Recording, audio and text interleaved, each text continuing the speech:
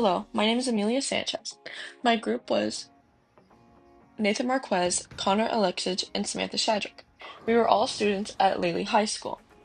Our film was a thriller film named Strike. It was a film that consisted of a faceless man following two young women around a bowling alley in broad daylight when they were having fun. Our thriller challenges traditional genre conventions in few key ways.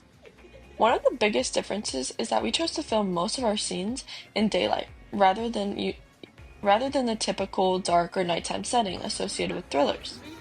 Normally, thrillers rely on shadows, low lighting, and darkness to create suspense and fear. By filming in daylight, we deliberately created a contrast. This choice makes the danger feel more unexpected and disturbing because it occurs in broad daylight, where people usually feel safe. This subversion of expectations builds a unique type of tension and helps our film stand out. In terms of representation, our film highlights the experiences of young girls who are placed in threatening or unsafe situations.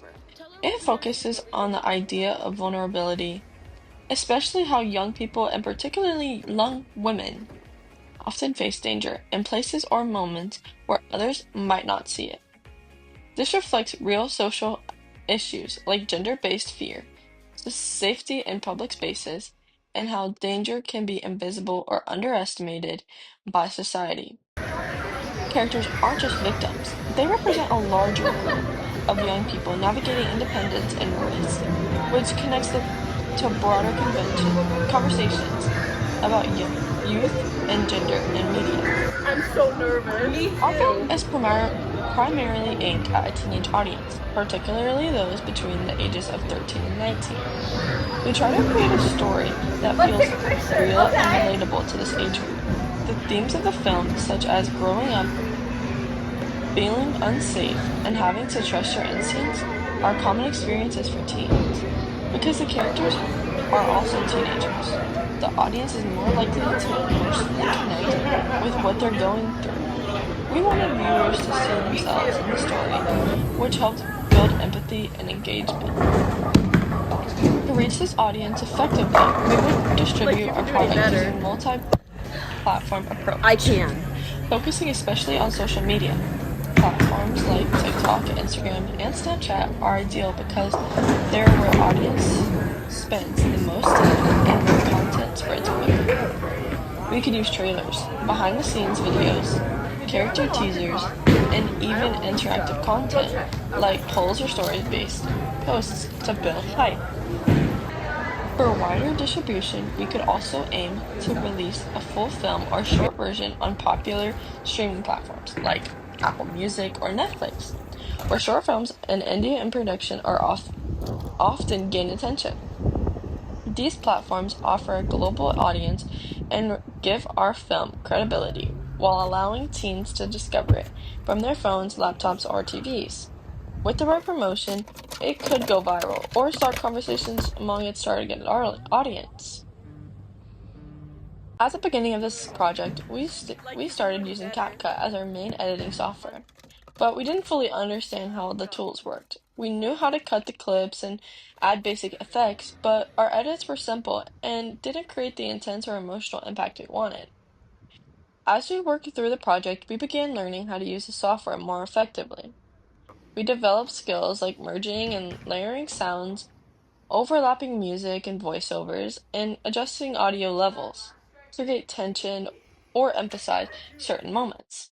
We also figured out how to add animation, special effects, and more professional transitions between scenes, which made the film flow better and feel more polished.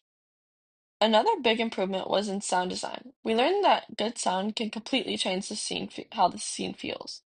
So we paid close attention to background noises, timing, and clarity. By the end of the project, we could confidently use CapCut to do more advanced editing that matched our vision.